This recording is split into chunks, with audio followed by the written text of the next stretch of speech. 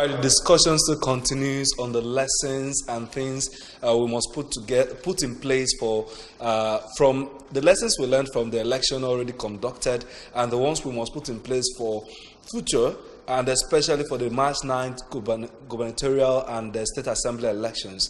There are still several things that came up after the elections. What does these things mean for us? We'll continue the discussion. We have joining us now Chief Mike Odumodu, a public affairs analyst in the studio. Thank you. Thank you, viewers. Listen carefully and we're going to tell you more. All right, and Dr. Dennis Ekemezie, also a public affairs analyst, is still with us in the studio. Doc? No shaking. All right.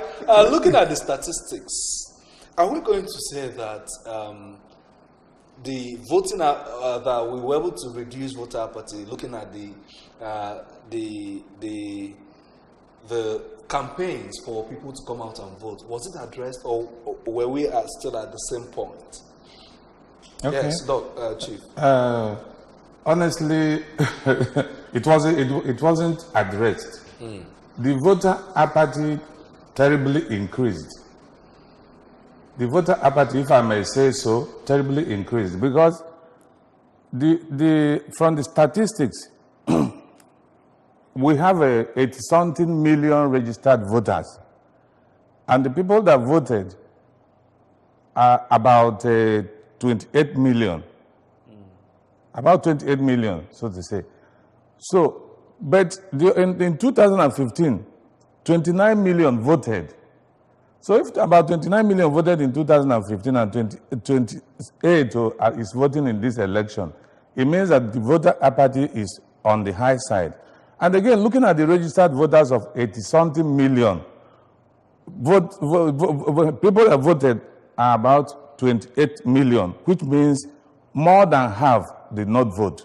So the voter apathy is so much on the high side because we're supposed to be improving, year after year. 28 million people register in a country that has up to 120 million people as a citizen. 180 actually. 180 place. Yes, it could be so because looking at that, I even want to advise the INEC and the government that we should go back to the drawing board to be sure that what we call registered voters are registered voters.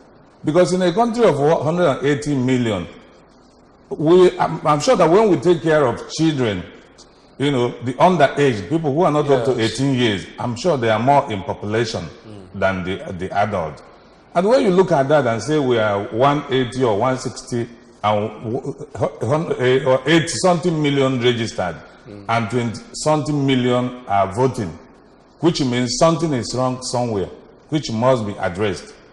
All right. Ekemeze, I want to say something because I need that paper. Well, it's a question on our statistical base, and either the population calculation is wrong, and then that calculation during election is more realistic because they are dealing with the actual figure of people, the number of people that have voted or accredited gives you the actual number. So the other one could be imagination because I'm not saying that people registered by proxy, but you can see it in the actual sense. However, we should also remember that the postponement of election was a serious problem that either people were disenchanted, people were unable to, inconveniences and every other thing. People were disheartened, and then it limited the number of people that came out to vote. That's what he's saying, that voter apathy in that sense. And INEC should be very careful, I said it earlier, to know how to manage timing of the election. It's very important. Okay. Very important indeed. Yeah. There's something else I'd like us to look at as we're still picking the lessons from the general elections.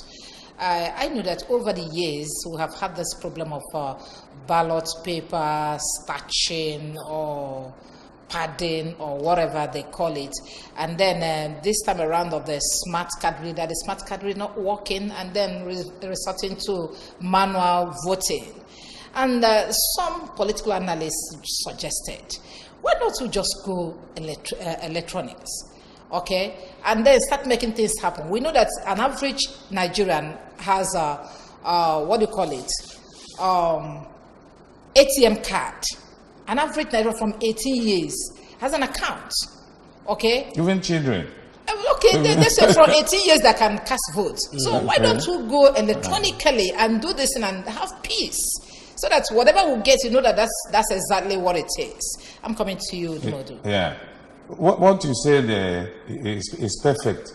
Because even the ATM card, when you use it, I'm just coming to touch that a little. When you use it and there is an issue, the people that control it, the interswitch and the bank, they will be able to reconcile it.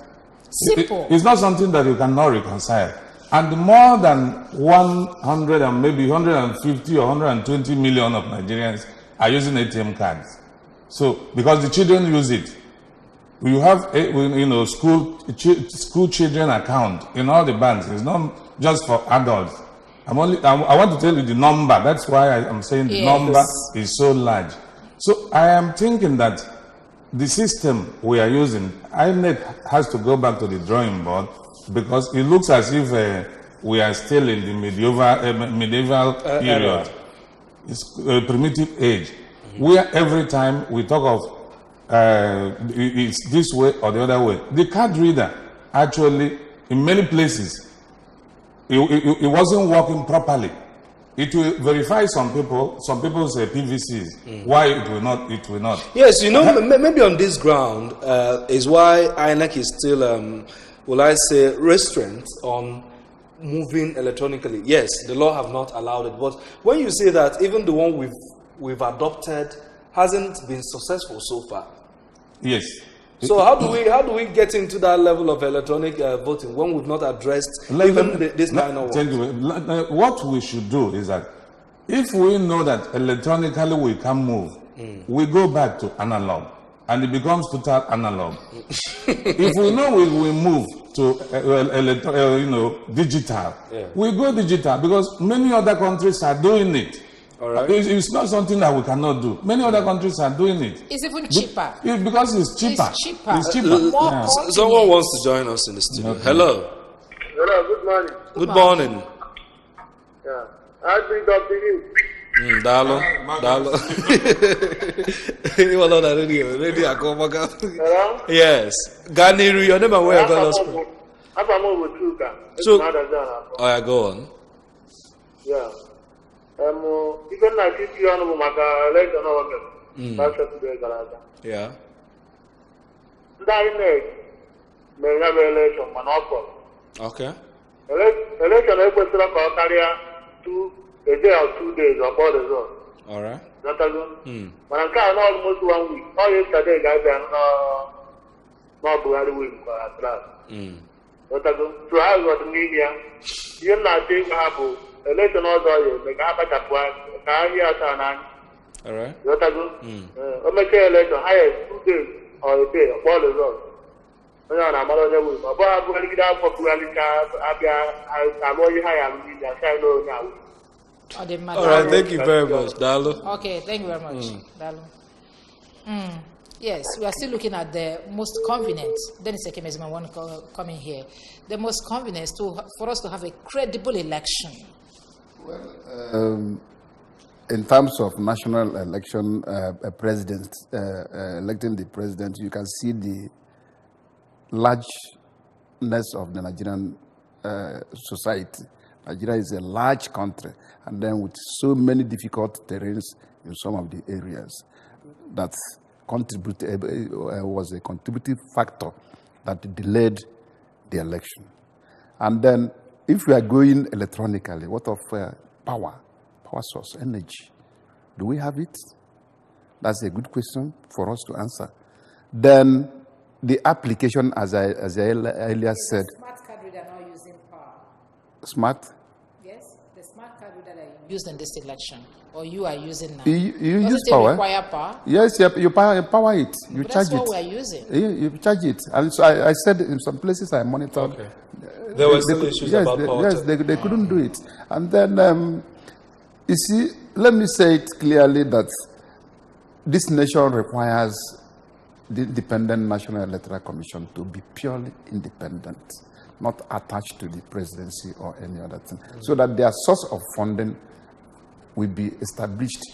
Funding is not the problem. It's part of the problem because No, it's not. the delayed funding and then the delay in releasing the money. INEC chairman told us that he's not. He said it now in application. In application, it was because the delay in releasing the money could not allow them to do purchases earlier. Wait, I'm coming. Wait.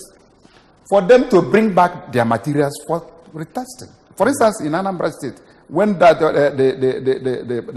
the bust containers was noticed and the new ones were brought for reconfiguration, people are alleging that it's part of the problem. For instance, the Honorable Minister said it could be part of the problem that caused card readers not to work. But INEC has not said so. You may want to come in. Yes, I want to come in here. You see, we're saying that somebody that says that after so many years of our independence, we are still finding it hard to start. It's a terrible situation. If we want this card reader to work, this card reader will work. Given the example of these cards we use, you can use your MasterCard here in Nigeria, Visa card, and use it overseas, and it works. The smart card, this PVCs and what's it called? These are the smart card reader. The card reader. The card reader could be powered. If the INEC is finding it difficult, some other companies could be called. You can call banks, help us to do this and do this and do, and they provide you the networks. Once you have a database, you open up a server.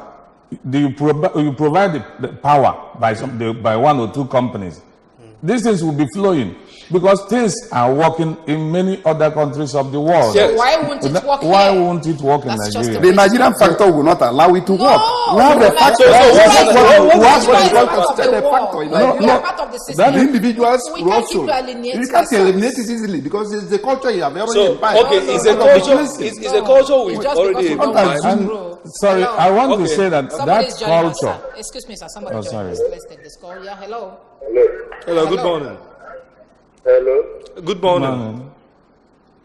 Good morning. Your name and where you're calling us from? Good morning. Good morning. Afa gị na-ebe isi akpọ anyị gaa n'iru. My name is John. Okay, kedu ebe isi akpọ anyị? My name is John. Okay, go on. From Nsugbe. Oh, go on. From Nsugbe. Hey, that's volume on your TV set. That's why you're It's listening too to high. That's why you're yourself. You may listening. need to turn it down and call us back, please, because we can't keep waiting. Before you came in, sir, we looked at the top politicians, very strong ones that did not retain their seat or win the election, the past election, those of them in the National Assembly. And we are wondering why. We asked, was it overconfidence or that they've lost popularity in their localities? What do you think that really played out? Actually, many people within the localities lost their popularity. Because if you know, politics actually all over the world, like America, they do midterm revaluation. Right. And when you are voted out, you go. So, though some of them didn't plan the election very well, and especially when you are on seat, you will be thinking you will always be there. Why somebody that is coming from outside will do everything possible by campaigning, by making sure that he tells the voting public what they should know, so that what they should vote for him or her. And that is why most of them didn't go, because they were just going around telling them that they've been there and all that. And these other people came in. And again, in politics, people look out for dividend of democracy. If you have been there for some time, and people will be looking that you're supposed to have done this, and you have not done it. So when election comes, they will use their vote to put you out of office. All right. So I think that is one of the reasons that push them out of office. There is also an issue that comes up when you consider these elections. Doc, issue of observer groups coming up with discordant assessments on the election. How do we, I want to ask, do these observer groups still maintain their relevance in our polity? Seeing the kind of, these people will come and tell you that there was free and fair election, another group will tell you this is different, and they are reporting, or they are giving their report based on the same polling unit. Are we going to say that these observer groups still maintain their relevance in the polity? Yeah, thank you. I think just like other human relations management, just like in economics, they said the 8 people that went to see an elephant, and then each started to describe on the That's blind. The perspective. And that is, I was an observer during the election, and I touched so many places and saw things by myself. There are some areas where you come here, you see really there's a problem. Now there are some observers, be it civil society and others, that are may not be credible enough. But I believe that, for instance, the EU, the ECOWAS monitoring team, and 1, 2, 3 others gave really the perspective that are genuine. For instance, in some places, they said violence. They mentioned violence. They also mentioned not voting, and then the voting pattern, and then also the failure of card reader machine, which generally was the major problem that affected the election. So there are some, if I say Nigerian factor again, you start quarreling with me. There are some that we are also affected by Nigerian factor, which will be, you rob me, I rob you. Then, that's for local observers. For local observers, that's what I said. Doesn't it happen for international observers? That's for local observers, because if you see some of these international observers, they don't even talk. If they are monitoring. So but if you see the local observer, you will ask you, why are you doing this? Why are you doing that? So that you will call him by the salary. Yes, yes. Okay, we know all this. And that's I know what I said. That's a Nigerian factor that you have mentioned. Okay, let's look at the outcome of the election, presidential election proper. We have all known it's no longer hidden that the candidates of the People's Democratic Party, PDP, Alhaji Atiku Abubakar, said that he is not accepting this result, and he has threatened to go to court. Let's look at that one. What do we expect? What is going to be the outcome of this? Yeah, certainly. When somebody is because there is a provision of going to court, to fight for your cause when you lose an election or when you are not satisfied. So going to court is okay. There's nothing basically wrong with that. So the PDP will go to court. If court upturns the result, decision of the INEC, certainly the opposition will be there. So going to court is a very good idea. Instead of, and they have said, don't resort to violence, keep calm, don't do, let us go to court and iron it out. And they are going to court. So by the time they finish with court, we are all waiting. And we'll see how it's going to be. Okay, as you're running up, you have just in 30 seconds to run up. I see you licking your lips. You are leaving. I'm confused on what you Just maybe your final words. Your final one as you are leaving. Well, I urge the Anambranians to be prepared in the next election coming up on the 9th, because it's also part of that grassroots election that we bring through our new legislators. Of course, we know that governorship election is not for us, but members of State House of Assembly, which is critical for Anambra at this point in time. Come out, don't be disheartened. Okay. The election is for us, the and not for them. The election is for us. That's coming from Dr. Dennis Ekem, is a public affairs analyst that joined us this morning to look at the lessons that we have learned in the election that we witnessed last week. Thank you very much for coming. Dalo.